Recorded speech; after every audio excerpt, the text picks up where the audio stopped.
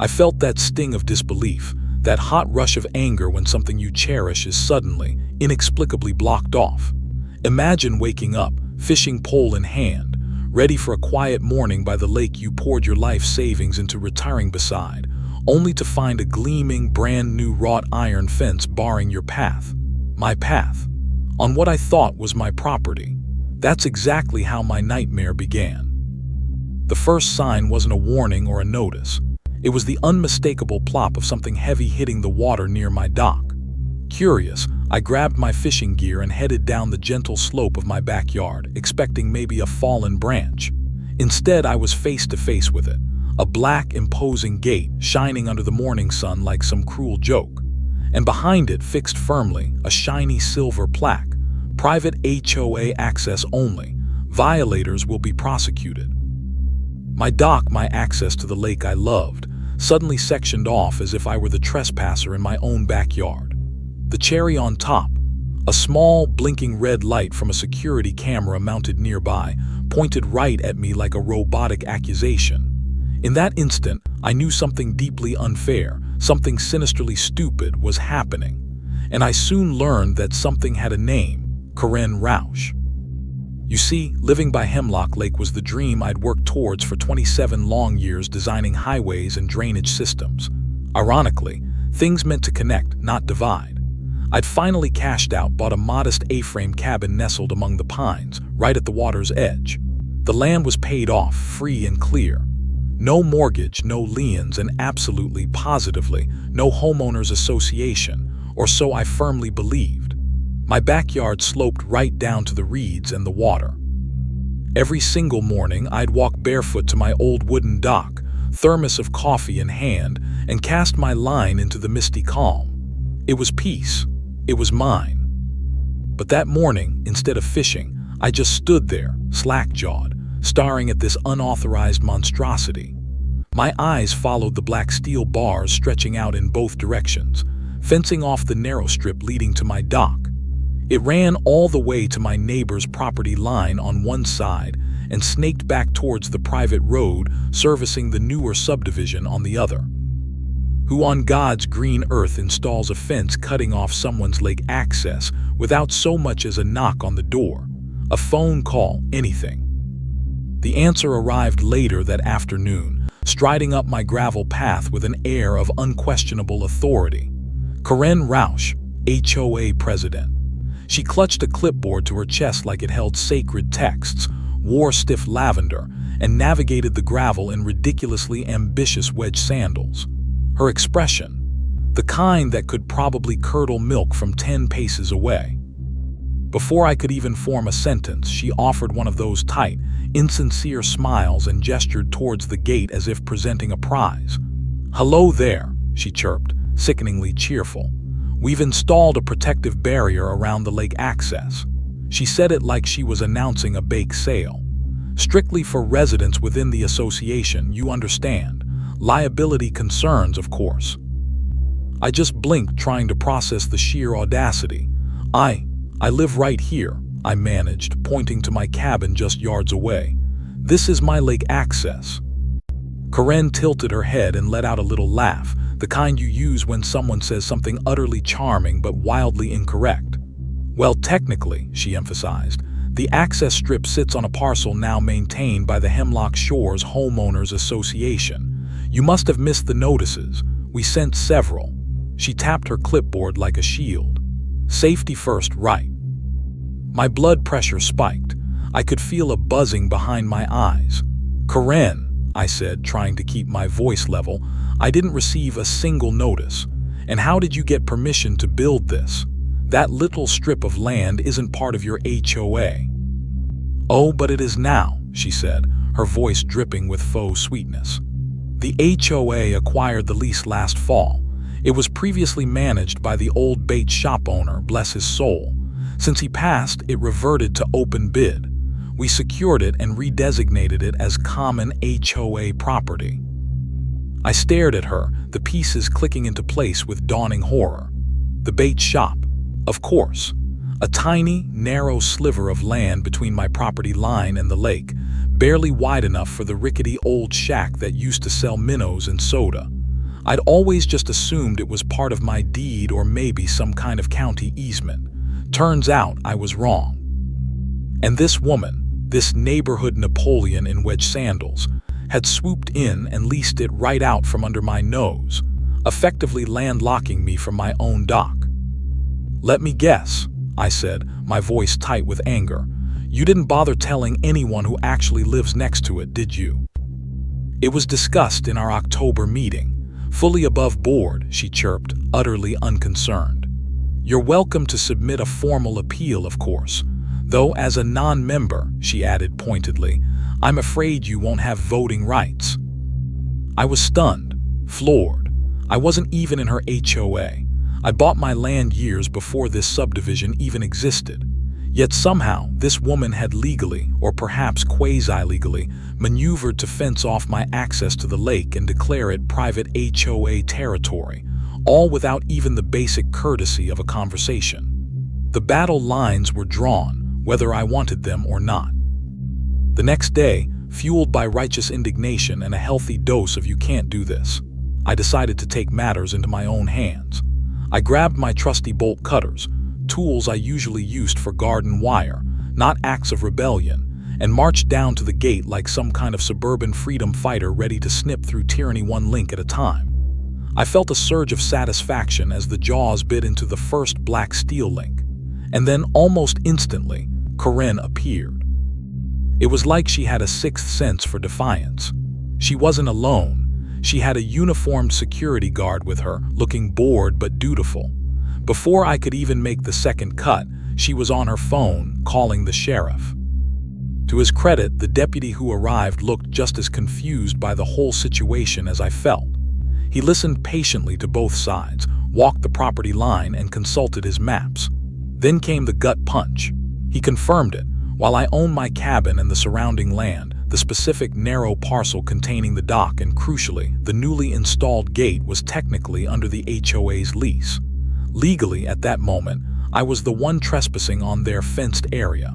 I couldn't believe it. Karen watched the whole exchange with an air of smug vindication, like she was enjoying a particularly satisfying opera performance. By the end of the week, insult was added to injury. A large, official-looking warning sign went up next to the gate. "Do not trespass, $1,000 fine." And that ridiculous little camera kept blinking its malevolent red eye, documenting my every frustrated glance. My own backyard felt like hostile territory. I tried playing by their rules. I found out when the next HOA board meeting was and attended, hopping to appeal to reason. It was like walking into a badly written soap opera populated by suburban villains. Every person there seemed either completely terrified of Karen or utterly hypnotized by her pronouncements about rules and regulations. When I tried to explain my situation, one guy just peered at me over his glasses and said, "Well, you're not on the lake list anymore." A lake list. What in the fresh hell was a lake list? I almost laughed out loud at the absurdity, but the hostile stare stopped me. It became painfully clear. Reason had no place here. Logic was irrelevant. Karen held all the cards, or so she thought. And then came the kicker, whispered to me by a slightly more sympathetic-looking board member afterwards. Karen, as HOA president, held the only key to the padlock on that gate. For a few days, I admit, I sulked. What could I realistically do? Hire a lawyer? Spend thousands, maybe tens of thousands of dollars I didn't really have, fighting a protracted legal battle over a tiny sliver of leased land with a fence on it. The thought was exhausting. I considered digging a tunnel under the fence like a cartoon prisoner, just out of spite. I even briefly fantasized about building a floating dock extension off my own shoreline and launching a one-man kayak invasion just to prove a point. Mostly, though, I just sat on my porch, staring at the offending gate, feeling defeated. And then I saw it. Almost hidden by a bush, tacked discreetly onto a wooden post just next to the fenced-off strip, was a small, weathered for sale sign. It was on the parcel immediately adjacent to the one Karen had leased, the other half of what used to be the old bait shop property, apparently split by some long-forgotten legal quirk into two incredibly narrow, separate lots. My heart started pounding. Could it be? I pulled out my phone, my fingers trembling slightly as I dialed the number. The real estate agent who answered sounded surprised, then practically relieved when I expressed interest. He explained the seller was an elderly woman living way up in Alaska who had inherited the sliver of land from her late husband years ago and had basically forgotten it even existed. She just wanted it gone. He practically begged me to make an offer, any offer. That night I sat on my porch again, sipping coffee under the stars. I watched the gate, that symbol of Karen's petty tyranny, glowing faintly in the moonlight, and slowly a grin started to spread across my face. A plan began to form, intricate and beautiful in its simplicity. If Karen wanted control so badly, if she craved the power symbolized by that gate and that single key, she was about to get a lesson in ownership. Because I wasn't just going to fight the fence anymore. I was going to buy the land it stood on. I was going to buy the property with the only gate key. 2 weeks. That's all it took. 2 weeks of hushed phone calls, expedited paperwork, and wiring funds. Then it was done. The deed was finalized, recorded with the county, and firmly in my name. I was the proud, legal owner of a ridiculously narrow, previously overlooked, but now incredibly valuable strip of land. Land that just so happened to include the exact spot where the posts for Karen's beloved gate were sunk into the earth. The beautiful irony wasn't lost on me. When Karen and the HOA had leased the adjacent parcel, the one with the dock access, they, just like me initially, had likely assumed the tiny strip right next to it was part of the same plot. Or maybe they just didn't care enough to check the precise boundaries meticulously. But that sliver, the crucial few feet where the actual gate structure was physically anchored, wasn't part of their lease. It had remained separate, forgotten, and most importantly for sale. And I had just bought it lock, stock, and barrel, or rather, lock, gate, and soil, for less than the cost of a decent new fishing boat. It felt like poetry written by a property lawyer. She had locked me out, using a gate physically installed on land she didn't control. Now, I owned the very lock and the ground it stood on. I decided to wait. Patience, I figured, was a virtue, especially when plotting satisfying revenge. I let a week pass, giving the gate time to become an even more established fixture in the HOA's collective consciousness. I wanted Karen to get truly comfortable with her symbol of power, to bask in the glory of her exclusive lakefront access. The timing, as it turned out, was perfect. The HOA's annual summer brunch was scheduled for the following weekend, and wouldn't you know it, the chosen location was the community retreat on the other side of my former dock, now her fenced-off domain. From my deck, I watched the preparations unfold like a hawk munching popcorn. Folding chairs were meticulously arranged. A pristine white tent went up. Someone even wheeled out a freaking chocolate fountain. The sheer level of pretentious energy spilling into my vicinity was almost palpable. They were setting the stage for their little celebration, completely oblivious. The morning of the event arrived, bright and sunny. As pastel polo-shirted residents began trickling towards the private road, I made my move. I walked calmly down the slope, not with bolt cutters this time, but with a small lockpick kit tucked in my pocket. Not to break in, mind you. Oh no. My goal was far more elegant. I was there to change the lock. After deftly removing Karen's padlock, I replaced it with a brand new heavy-duty model, the kind you might see securing something important, something valuable. It snapped shut with a satisfying, definitive click, like a judge's gavel ending a case. Then I affixed a fresh sign to the gate. Nothing dramatic or aggressive, just a simple, clear message printed on weatherproof laminate: private property, access by owner permission only. I retreated to my porch with a tall glass of lemonade and waited. It didn't take long. Karen eventually marched down towards the gate, clipboard in hand, wearing a smug grin that could probably power a small lighthouse. She reached for her key, ready to make her grand entrance to the brunch. It didn't fit. She frowned, tried again, jiggling it, twisting it. Still nothing. She banged it against the gate in frustration, her face starting to flush a delightful shade of crimson. The small crowd of arriving HOA members watched, confused. Karen turned to them, forcing that tight smile back onto her face, and announced there seemed to be a small technical issue with the lock, but assured them it would be resolved momentarily. That's when she looked up and saw me, sitting comfortably on my porch sipping my lemonade. I gave her a little wave. Then I walked down towards her, not aggressively, just purposefully. As I reached the gate, I casually tossed her a folded piece of paper, a copy of the newly recorded deed. She unfolded it, her eyes scanning the text like it was written in ancient hieroglyphics she couldn't decipher. Her jaw worked, but no sound came out initially. Finally, she stammered, This must be a mistake. You can't just buy community property." I leaned casually against the fence post, feeling the solid ground beneath my feet, ground that was undeniably mine. "You're right," I said calmly. "That's why I didn't buy community property." I paused for effect. "I bought my property, the one your gate happens to be standing on, including this nice stretch of land right here, all the way to that big rock over there." I pointed along the boundary line clearly marked on the deed's plot map, which I had conveniently highlighted in neon yellow. Karen's face twisted as if she'd just bitten into a very sour lemon wrapped in sandpaper. She scanned the deed again, then the map, then looked back at the gate post sunk firmly into the soil I now owned.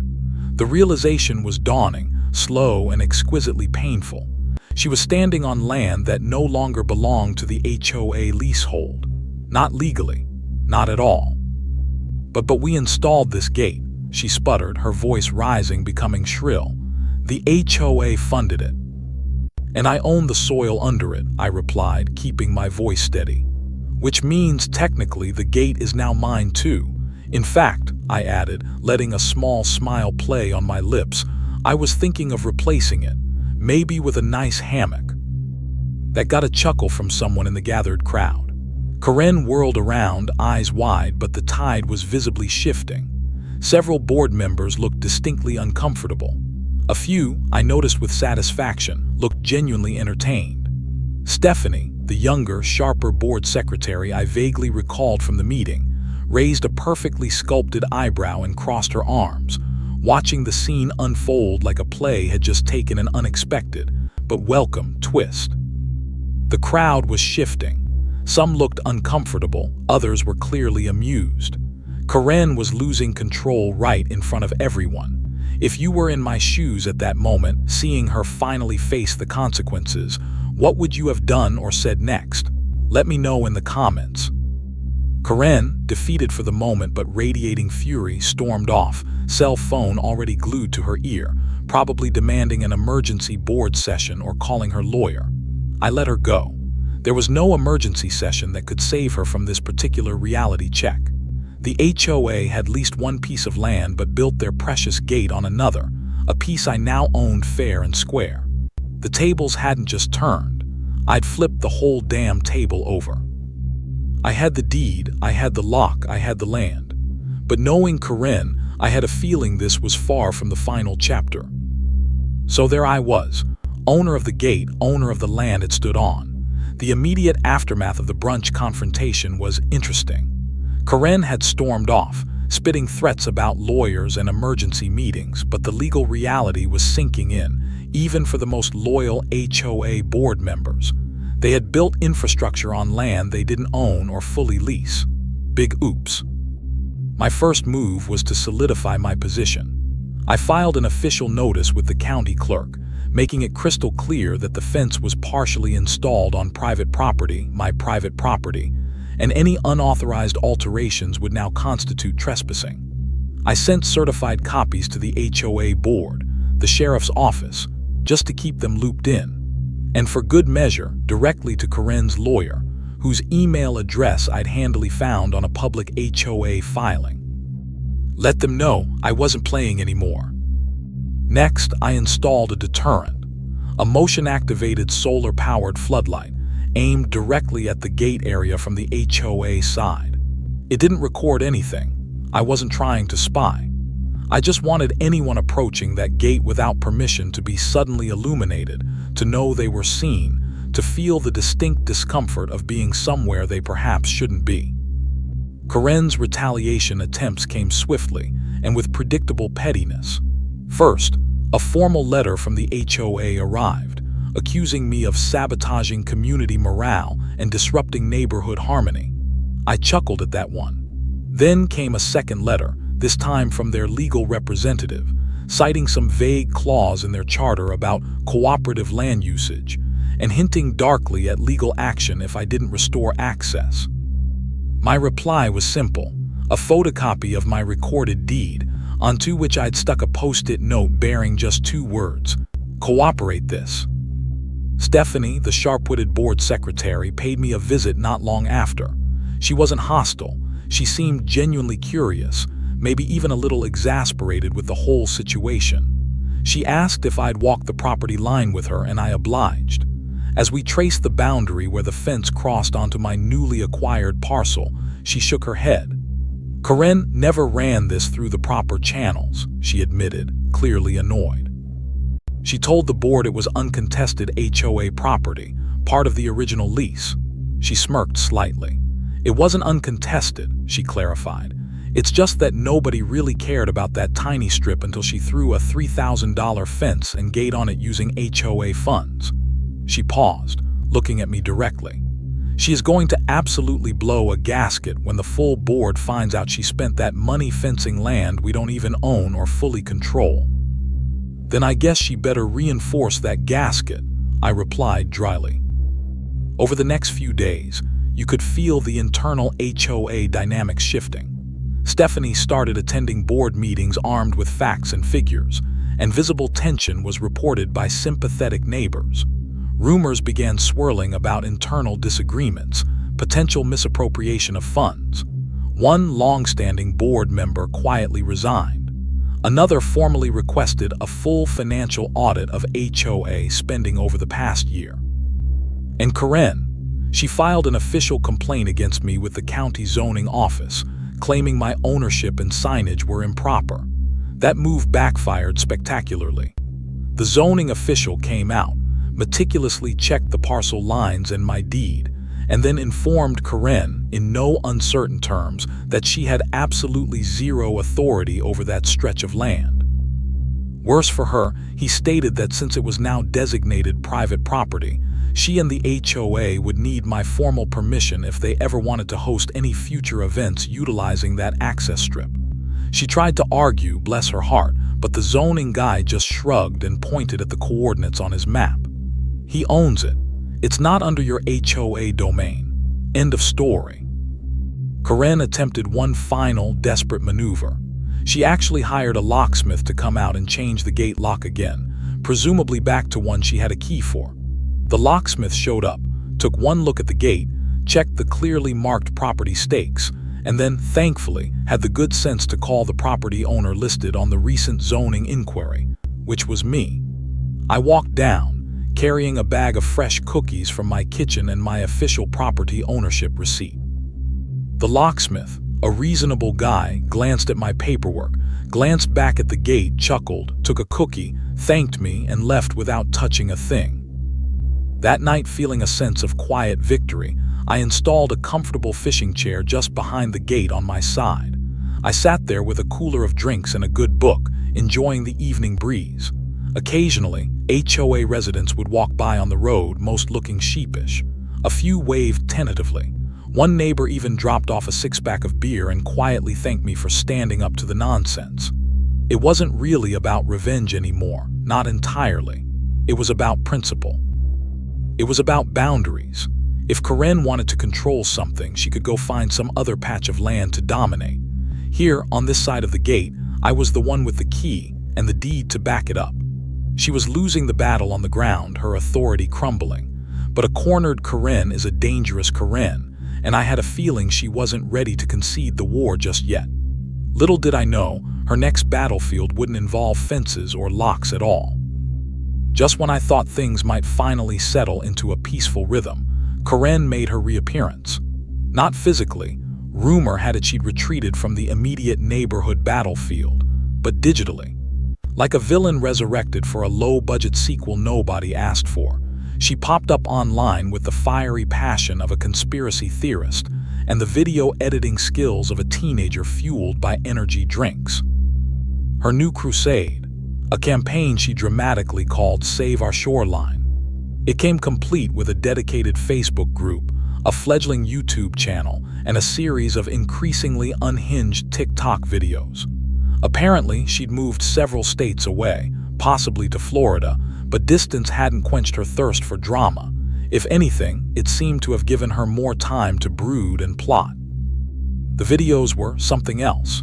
In one, she stood proudly in front of a poorly rendered green screen backdrop of Hemlock Lake, passionately declaring that an entitled, greedy non-member had illegally seized sacred community land and fenced it off like a tyrant. She showed blurry screenshots of my gate, overlaid with bold text labeling me anti-neighbor, selfish, and my personal favorite, the gate goblin. Another video featured overly dramatic orchestral music playing over a slideshow of scenic lake photos from years past, bizarrely intercut with stock footage of crying children and confused-looking ducks. Real ducks, quacking plaintively. Her grand finale was a rambling monologue, filmed with a stormy sky filter, where she ranted about how one man had weaponized bureaucracy to oppress an entire, innocent neighborhood. Honestly, I would have ignored it as the pathetic ramblings of a sore loser if it hadn't, inexplicably, started gaining traction. One of her more coherent videos got picked up by some mid-level online outrage blogger, and suddenly, my quiet little property dispute was trending, albeit in obscure corners of the internet. People started sharing the clips with hashtags like Lake Lockdown and Free the Dock. Strangers began leaving comments on my publicly accessible property records online. One person even left a voicemail on my landline. How they got the number, I have no idea, asking how much I charge to rent the land back to the community it rightfully belongs to. Another guy, claiming to be a documentary filmmaker from Oregon, offered to fly out and expose my land grab. When I asked if he'd ever actually been to Hemlock Lake, he admitted he hadn't but declared, "Injustice is universal." At first, I was furious. I hadn't asked for any of this. I didn't want fame, infamy, or any kind of digital spotlight. All I ever wanted was to fish in peace, enjoy the water, and not have my property rights trampled by power-hungry people with clipboards and delusions of grandeur. But then, something wonderfully unexpected happened. The internet, that great, chaotic, and often ridiculous force of nature, did what it does best. It turned. Reddit threads popped up, dissecting Karen's videos with forensic precision. People pointed out inconsistencies in her stories, dug up her long history of petty HOA complaints from previous residences she'd conveniently omitted. Someone unearthed a scathing Yelp review she'd left for a nail salon that read like a political manifesto. Another thread, gloriously titled, "Karen Tried to Fence a Lake and Got Wrecked by a Fishing Grandpa," somehow made it to the front page. Suddenly, I was the unlikely hero.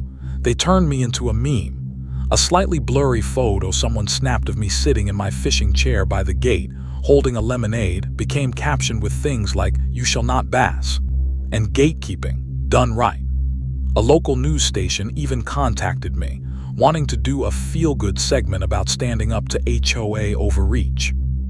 I politely declined, wanting nothing more than for the attention to fade, but they aired a short piece anyway, based mostly on public records. It included a dramatic zoom-in on my property deed. Stephanie called me the evening it aired, laughing so hard she could barely speak. "It's official," she gasped between giggles. "You are Hemlock Lake's first viral legend."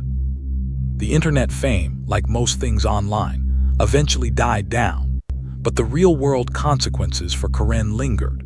The renewed attention on the Hemlock Shores HOA prompted a closer look at her tenure. A few other residents she had previously alienated or bullied stepped forward with formal complaints that had been dismissed or ignored under her reign. Complaints about misuse of funds for personal gain, issuing false violation notices, and manipulating board votes. While it wasn't enough for criminal charges, it was more than enough to get her permanently blacklisted from ever holding an HOA leadership position again, not just in our area, but across several statewide community association networks. And then, the final beautiful karmic blow. The county sent her a hefty fine.